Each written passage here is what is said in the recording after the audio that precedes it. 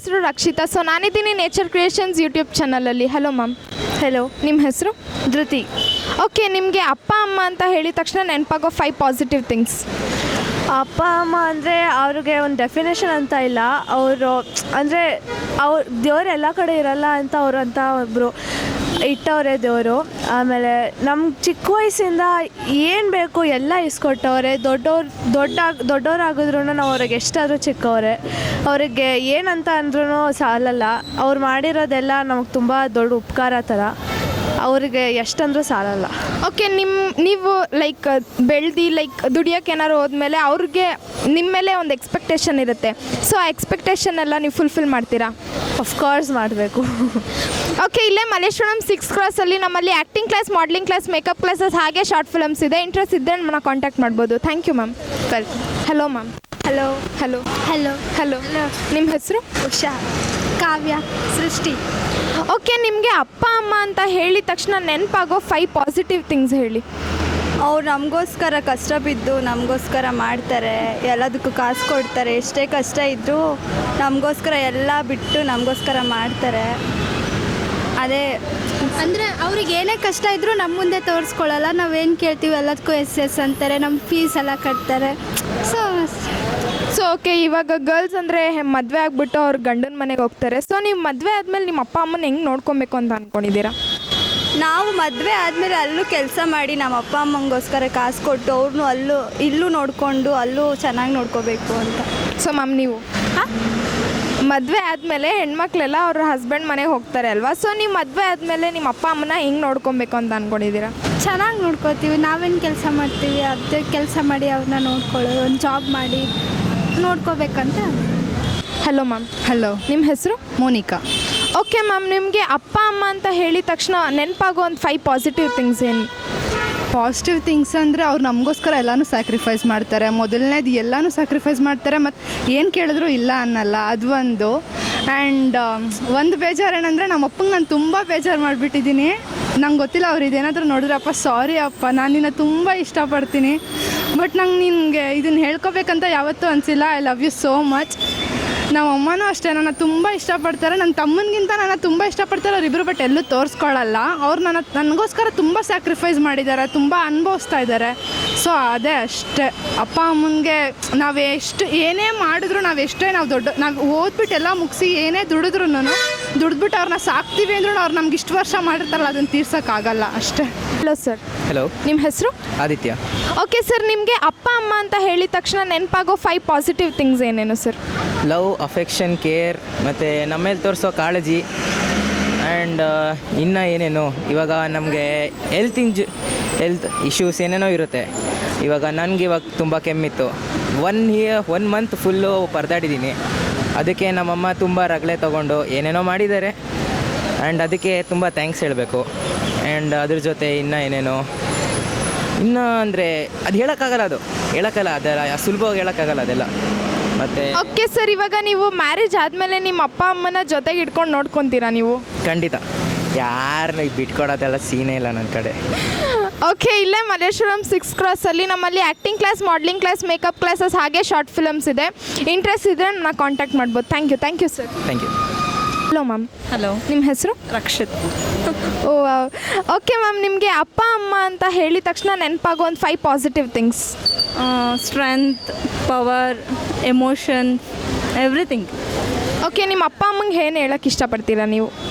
ಏನೂ ಇಲ್ಲ, I love you ಅಷ್ಟೇ. ಏನು ಹೇಳೋಕ್ಕಾಗಲ್ಲ. ಅವ್ರ ಬಗ್ಗೆ ಎಲ್ಲ ಮಾಡಿದ್ದಾರೆ.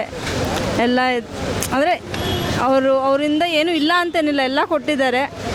ಸೊ ಏನು ಎಕ್ಸ್ಪೆಕ್ಟೇಷನ್ಸು ಇಲ್ಲ. ಎಲ್ಲ ಎಕ್ಸ್ಪೆಕ್ಟೇಷನ್ಸ್ನ ಅವರು ಫುಲ್ಫಿಲ್ ಮಾಡಿದ್ದಾರೆ. ಇನ್ನೇನಿದ್ರು ನಾವು ಅವ್ರಿಗೆ ವಾಪಸ್ ಕೊಡೋದಷ್ಟೇ ಬಾಕಿ ಇದೆ ಅಷ್ಟೇ. ಓಕೆ, ಇವಾಗ ಅವರು ನಿಮ್ಮಿಂದ ತುಂಬ ಎಕ್ಸ್ಪೆಕ್ಟ್ ಮಾಡ್ತಿರ್ತಾರೆ. ನೀವು ಆ ಎಕ್ಸ್ಪೆಕ್ಟೇಷನ್ ಎಲ್ಲ ಫುಲ್ಫಿಲ್ ಮಾಡ್ತೀರಾ? ಹಾಂ, ಮಾಡ್ತೀನಿ. ಖಂಡಿತ ಮಾಡ್ತೀರಾ? ಮಾಡ್ತೀನಿ. ಓಕೆ, ನಿಮ್ಗೆ ಆ್ಯಕ್ಟಿಂಗಲ್ಲಿ ಏನಾದರೂ ಇಂಟ್ರೆಸ್ಟ್ ಇದೆಯಾ? ಇಂಟ್ರೆಸ್ಟ್ ಇದೆ, ಬಟ್ ಓಕೆ, ಇಲ್ಲೇ ಮಲ್ಲೇಶ್ವರಂ 6 ಕ್ರಾಸಲ್ಲಿ ನಮ್ಮಲ್ಲಿ acting class, modelling class, makeup classes ಹಾಗೆ ಶಾರ್ಟ್ ಫಿಲಮ್ಸ್ ಇದೆ. ಇಂಟ್ರೆಸ್ಟ್ ಇದ್ದರೆ ನಮ್ಮನ್ನ ಕಾಂಟ್ಯಾಕ್ಟ್ ಮಾಡ್ಬೋದು. Thank you ma'am. Thank you. Hello ma'am. Hi. Hello. Hi. ನಿಮ್ಮ ಹೆಸರು? ಚೈತ್ರ. ಕುಸುಮ. ಓಕೆ, ನಿಮಗೆ ಅಪ್ಪ ಅಮ್ಮ ಅಂತ ಹೇಳಿದ ತಕ್ಷಣ ನೆನಪಾಗೋ 5 ಪಾಸಿಟಿವ್ ಥಿಂಗ್ಸ್. ಪಾಸಿಟಿವ್ ಥಿಂಗ್ಸ್ ಅಂದರೆ ಫಸ್ಟು ನಾವು ಅವರು ಕೊಟ್ಟಿರೋ ಜವಾಬ್ದಾರಿ ತಕ್ಕನ ಕೆಲಸ ಮಾಡಬೇಕು.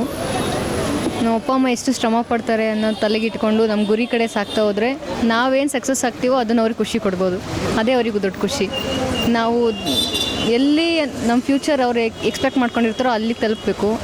ಅದು ಬಿಟ್ಟರೆ ಫ್ರೆಂಡ್ಸ್ ಜೊತೆ ಎಲ್ಲ ತಿರುಗಾಡೋದು, YouTube channel social medias use ಮಾಡ್ಕೊಂಡು ಕುತ್ಕೊಳೋದೆಲ್ಲ ಅಪ್ಪ ಅಮ್ಮಂಗೆ ಖುಷಿ ತರೋವಂಥದ್ದಲ್ಲ. ಅವರ ಹೆಲ್ತ್ ಕಡೆ ಕೇರ್ ಮಾಡೋದಿರಬೇಕು. ಸೊ ಅವ್ರು ಇಷ್ಟಪಟ್ಟಂಗೆ ಇರೋದ್ಕಿಂತ ನಮ್ಮ ಗುರಿ ತಲುಪಿದ್ರೆ ನಮ್ಮ ಖುಷಿ ಎಲ್ಲಿ ಸ್ಯಾಟಿಸ್ಫೈ ಆಗುತ್ತೋ ಅಲ್ಲಿ ಅವ್ರ ಖುಷಿ ಕಾಣುತ್ತೆ. ಸೊ ಓಕೆ ಮ್ಯಾಮ್, ನಿಮಗೆ ಬೇಸರ ತಂದಂತೆ ಸಂಸ್ಕಾರದಿಂದ ನಡ್ಕೊಂಡು ಹೋಗೋದೆ ನಮ್ಮ ಅಪ್ಪ ಅಮ್ಮಂಗೆ ನಾನು ಕೊಡ್ತಿರೋ ಗಿಫ್ಟು, ತೃಪ್ತಿ ಎಲ್ಲನೂ. ಓಕೆ ಮ್ಯಾಮ್, ನಿಮ್ಮ ಪ್ರಕಾರ? ನನ್ನ ಪ್ರಕಾರ ಅಪ್ಪ ಅಮ್ಮ ಅಂದ್ರೇ ದೇವರು. ಬೇರೆಯವರು ಯಾರೂ ಚೆನ್ನಾಗಿರಲಿ ಅಂತ ಬಯಸಲ್ಲ, ಬಟ್ ಚೆನ್ನಾಗಿರಲಿ ಅಂತ ಬಯಸೋದೇ ಅಪ್ಪ ಅಮ್ಮ. ಸೊ ಅಪ್ಪ ಅಮ್ಮ ಅಂತೂ ಮಕ್ಕಳಿಗೆ ತುಂಬ ಸ್ಯಾಕ್ರಿಫೈಸ್ ಮಾಡ್ತಾರೆ.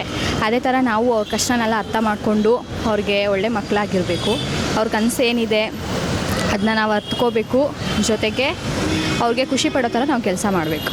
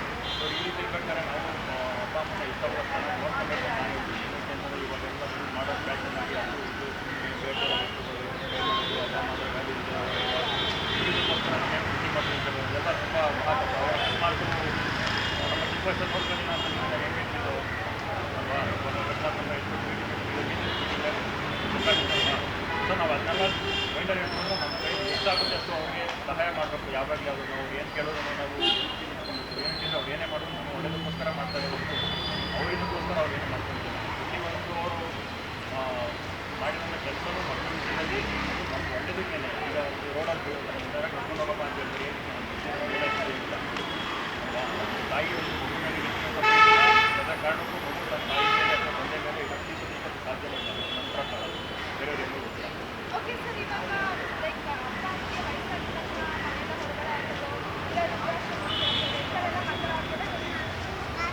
ಒಂದು ಮುಟ್ಟಾಟನ ಅಂತ ನಾನು ಹೇಳಕ್ಕೆ ವಯಸ್ಸಿಂದ ಅವ್ರಿಗೆ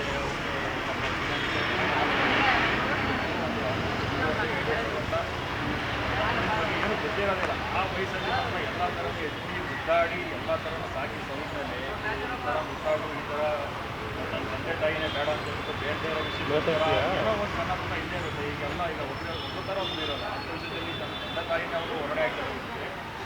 ಐ ಥಿಂಕ್ ಅಂಥವರಿಂದ ತುಂಬ ಸೊಸೈಟಿ ತುಂಬ ದೂರ ಇರಬೇಕು ಅನ್ಸುತ್ತೆ. ಅಂಥವ್ರನ್ನ ಅಪ್ಪ ಅಮ್ಮನ ಆಶ್ರಮಕ್ಕೆ ಹಾಕೋದಲ್ಲ, ಇವ್ರನ್ನೇ ಯಾವ್ದಾರ ಸೈಕೋ ಬಂದ